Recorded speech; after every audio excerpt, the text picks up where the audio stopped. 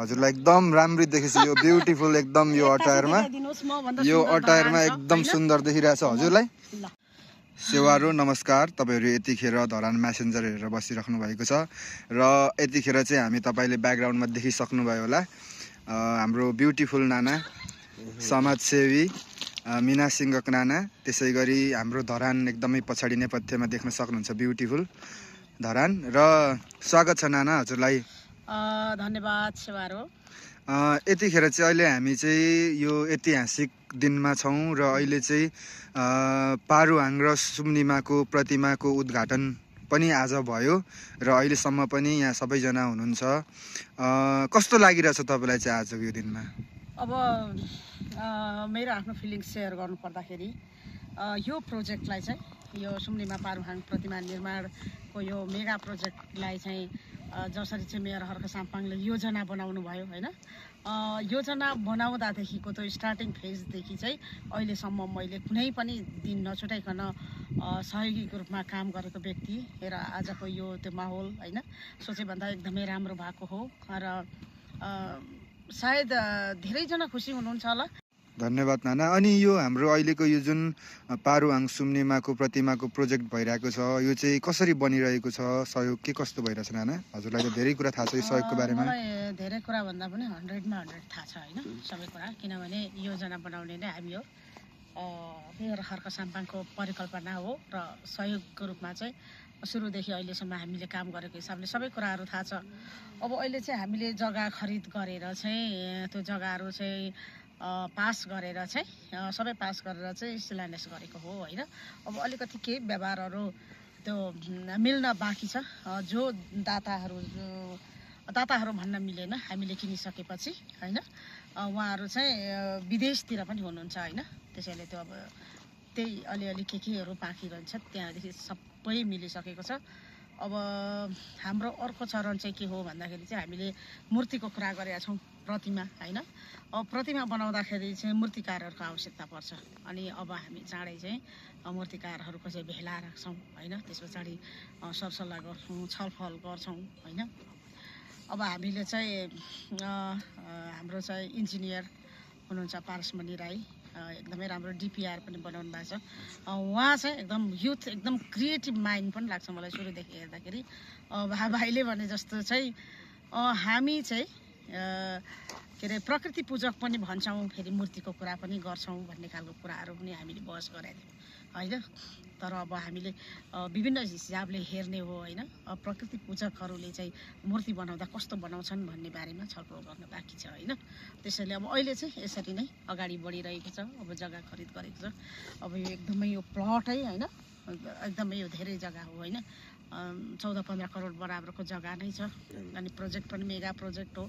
धेरै कुराहरू छ बाँकी गर्नलाई र धेरै कुराहरू अगाडि बढिरहेको पनि छ, अनि अब चाहिँ हामी चाँडै मूर्तिकारहरूको भेला राख्छौँ।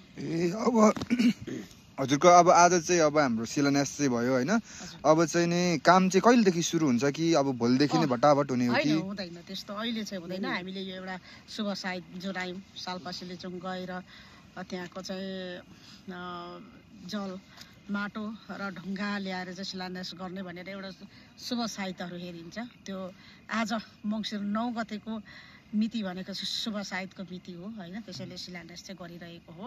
अब काम भोलिदेखि नै हुन्छ भन्ने कुराहरू होइन। अब यो एकदमै ठुलो प्रोजेक्ट भनिहालेँ नि मैले, एकदमै मेगा प्रोजेक्ट भएकोले गर्दाखेरि यो त्यति सजिलो छैन हैन।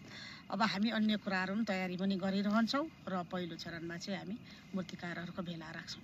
अनि आज चाहिँ कहाँबाट कतिको मान्छेहरू आउनु भएको थियो? आज त अब धरान आसपास भरिबाट त आउने कुरा भइहाल्यो हैन, अनि काँक्रे भिट्टासम्मबाट पनि आउनु भएको थियो, अनि पहाडी जिल्लाहरूबाट आउनु भएको थियो, यता उदयपुरतिरबाट आउनु भएको थियो हैन, अनि काने पोखरी, दमक, बेलबारी हैन, सबै अब मेचीतिर सायद यता पूर्वतिर चाहिँ प्राय जिल्लाहरूबाट सबैतिरबाट आउनु भएको थियो। धेरैजनाहरूको सहभागिता पनि उल्लेख्य सहभागिता थियो हैन, सबैजना एकदमै ह्याप्पी हुनुहुन्थ्यो, विशेष धरानी जनता खुसी हुनुहुन्थ्यो हैन। अनि हर्क साम्पाङ आउनु भइसकेपछि चाहिँ अब मुहार फेर्दैछ धरानले भन्ने खालको त्यो एउटा आशा। अनि यो हजुरको चाहिँ अब हजुरलाई त धेरै सामाजिक सञ्जालदेखि लिएर जुनसुकै धरानको विकासको प्रोजेक्टहरूमा एकदम अग्रस्थानमा देखिन्छ होइन। हजुरलाई चाहिँ अहिले यो पारुहाङ सुम्निमाको चाहिँ अब यो प्रतिमा बन्दैछ, यो ऐतिहासिक हजुर एकदम ठुलो प्रोजेक्ट हो, हजुरले अघि पनि भन्नुभयो र हो पनि। यसको एउटा हिस्सा बन्नु पाउँदा हजुरलाई चाहिँ कस्तो फिल भइरहेको छ त नि? म त अब एकदमै काम गर्न मन पराउने मान्छे हो पहिल्यैदेखि होइन। मेरो अलिकति त्यो ब्याकग्राउन्ड हेर्दाखेरि पनि कसैले ब्याकग्राउन्ड चाहन्छ र हेर्न चाहन्छ भने ब्याकग्राउन्ड हेर्दाखेरि पनि म चाहिँ एकदमै सामाजिक काम गर्ने मान्छे पनि भएकोले गर्दाखेरि त मलाई त त्यसै खुसी नै लाग्छ होइन। तर अब अहिले यो सुम्निमा पारुहाङ भनिसकेपछि चाहिँ हाम्रो पिता पुर्खाहरूलाई सम्झेर गर्ने काम हो भन्ने भइसकेपछि चाहिँ अब आफ्नो पिता पुर्खा अग्रजहरूलाई सम्झिएर गर्ने काम त त्यसै पनि महान हुन्छ होइन। अनि यो महान काममा महान अभियानमा आफू जोडिएर दैनिक जसो मैले सुम्निमा र पारुहाङ भन्ने नभनेको उच्चारण नगरेको दिनै हुँदैन, किनभने हामीसँग दाताहरू जोडिनुहुन्छ होइन, सहयोगी दाताहरू जोडिनुहुन्छ। उहाँहरूले जोड दिनुभएपछि के को शीर्षकमा आएको हो त त्यो च्यारिटी भन्ने कुरा हुँदा चाहिँ सुम्निमा पारुहाङ चाहिँ दैनिक जसो मैले पुकारिरहने हुनाले मलाई एकदमै आत्मामा सन्तुष्ट पनि छ होइन। र यो अभियानसँग जोडिएर काम गर्नु पाउँदाखेरि चाहिँ एकदम खुसी पनि लागेको छ। मान्छेले म गले थाकेँ यहाँ उहाँ भन्छ नि होइन, तर यो चाहिँ एउटा राम्रो प्लेटफर्म हो। तपाईँले एउटा राम्रो प्लेटफर्म पाउनु भएको छ, तपाईँले आफ्नो स्किललाई मजाले पर्फर्मेन्स दिनुहोस् भन्छु म चाहिँ अरूलाई। र म पनि मेरो स्किललाई खेर नजाने गरी होइन, मसँग जति स्किल छ त्यसलाई चाहिँ म अलिकति पनि मिसयुज नगरिकन यसलाई चाहिँ राम्रो प्रस्तुति दिएर काम गर्छु भन्ने अठोटका साथ काममा लागेको हुनाले सबैभन्दा बढी मै खुसी छु होला सायद, त्यस्तो लाग्छ। हजुर धेरै धेरै धन्यवाद त्यो महत्त्वपूर्ण समयको लागि नाना। अनि अब जाँदा जाँदै हजुरले चाहिँ अब देश तथा विदेशबाट सहयोग गरिराख्नु भएको च्यारिटी दिइराख्नु भएको अथवा अब फेरि यो पारुहाङ सुम्निमाको यो विशाल महान कामलाई गर्छु भन्ने अथवा सहयोग गरिराख्नु भएकोलाई हजुर के भन्न चाहनुहुन्छ कि? अब यो महान अभियानमा चाहिँ जसले सहयोग गरिसक्नु भएको छ उहाँहरूप्रति मनैबाट आभार व्यक्त गर्दछौँ म र हाम्रो इन्टायर टिमले होइन। र अब जसले चाहिँ यो चाहिँ ऐतिहासिक काममा आफ्नो इतिहासमा नाम कोर्न बाँकी छ होइन, उहाँहरूले पनि यो महान काममा आफ्नो नाम लेख्न नछुटाउनु होला। जसले सहयोग गर्न बाँकी हुनुहुन्छ उहाँहरूले पनि अब सहयोग गर्नुहोस् भनेर अपिल पनि गर्छु।